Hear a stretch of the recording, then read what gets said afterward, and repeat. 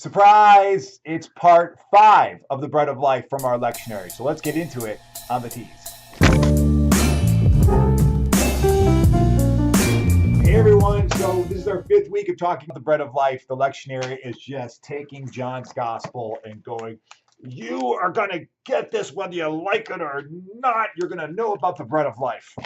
Hopefully, this whole journey we've taken has been allowing you to feel, yeah, I feel a little bit closer to the Bread of Life. I think I know what's going on here. If not, hey, this is the Christian walk. You got your whole life to figure it out. This week, we're now in John 6.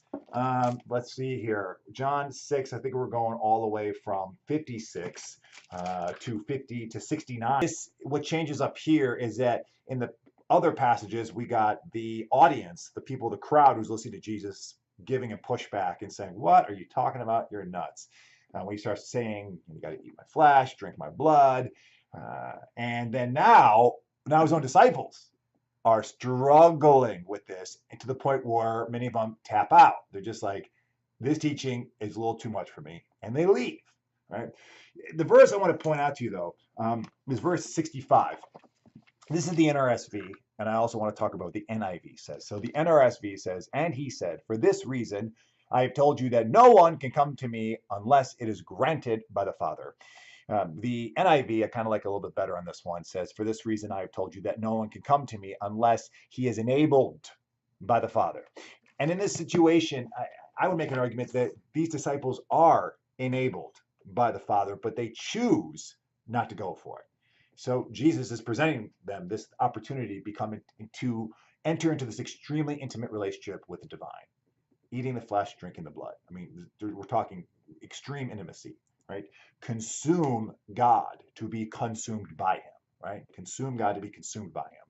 So Jesus is saying, you ready? You ready to take the big jump? And they're like, commitment phobic, no, I'm up. So they had the opportunity. They were enabled. They were given the possibility by our Father in heaven. He said, hey, go get to know me closer. This guy, Jesus, it's me incarnate. So just go. And the disciples were like, no, I'm not ready for that kind of relationship yet. Right.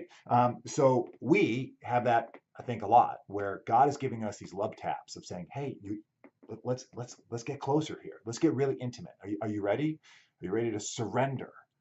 Let go of some of your own freedom, some of your own wants and desires, some of your own time, and you're going to give it all over to me. So you really will now come into this extremely intimate, close relationship with me, filled with tremendous joy, love, compassion, forgiveness, sacrifice. Are you ready for that life? And many times we don't respond to it for whatever reason. We're scared, we're freaked out, it's a weird time in our life, we're not spiritually mature enough, we got other things going on. I mean, it sounds like dating, right? It's just crazy. I want you before Sunday to think about all the times where God is giving you this little love tap of asking you to come into a closer relationship with him.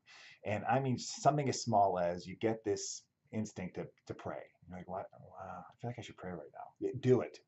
Or you see the Bible and you're like, I should probably pick up that Bible and read some pages. Just obey that and say yes. Someone asking you for some help, or seeing a person on the street who really needs a lot of help, and you're like, oh, my heart is breaking for me to go do something. Go do it. That's God saying, I'm giving you a love tap. Get to know me better by doing my work for me, by serving others, loving on others, learning more about me, praying to me, reading the Bible, right? These are the love taps where God is enabling us to get to know him more closely. So think about all the times that happens in your day, and maybe the times where you say, no, just be honest about it. Bring it to church this Sunday, and maybe one of those love taps is to go to church. So do that. Come this weekend. Let's talk about this more. God bless you.